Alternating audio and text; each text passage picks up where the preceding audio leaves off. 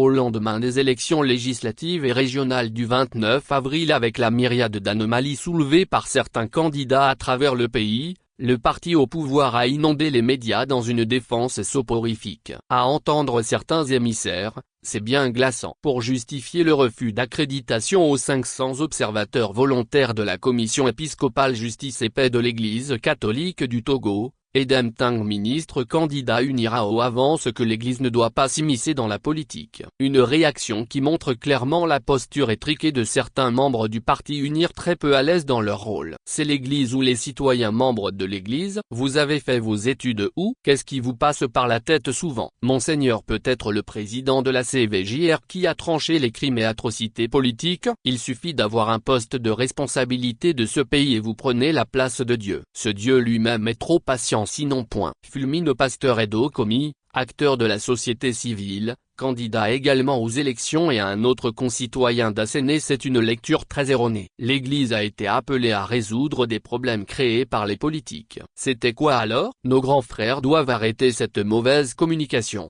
Doit-on rappeler à la religion du ministre Ting le rôle de la communauté sainte Edigio pour ramener le président de l'Union des forces de changement Gilles-Christ Olympio dans le giron du pouvoir RPT en 2010 au Togo? Une maladresse peut cacher une autre. Au moment où Edem Ting cherchait ses mots sur les ondes de Canal FM, Myriam Dossou, une autre candidate UNIR, Golfe des rails sur Victoire FM. Il faut avoir le courage de le dire. La population ne voit aucun signe de développement des communes détenues par les maires de l'opposition. C'est pourquoi le peuple n'a pas voulu confier sa destinée aux mains de ces messieurs. Si quelqu'un va dans un autre pays et revenir, il va s'en rendre compte que le Togo se développe considérablement. Une contre-vérité flagrante à travers les communes Golfe 5 et Golfe 7 à Lomé. Les faits sont bien têtus. Golfe 1, Golfe 2, Golfe 4 sont bien en son la belle illustration de prouesse des communes dirigées par l'opposition. Plus loin, celle qui cumule son poste de directrice générale de l'Institut national d'assurance maladie,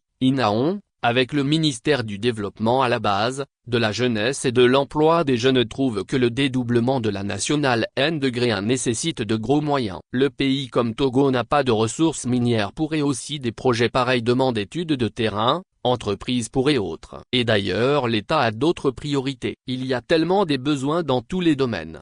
Une démission assumée comme toujours devant les réalités du pays. On se demande dans quel Togo vit Dame Dossou. Le dédoublement de la route Lomé 5, elle s'est fait partie des promesses contenues dans le programme 20 plus de fort en 2005. Plus de 19 ans après, sa ministre vient dire que l'État n'a pas les moyens. Tout le contraire de ce que son bienfaiteur défend jusque-là. Voilà ceux qui incarnent le pouvoir au Togo sans vision.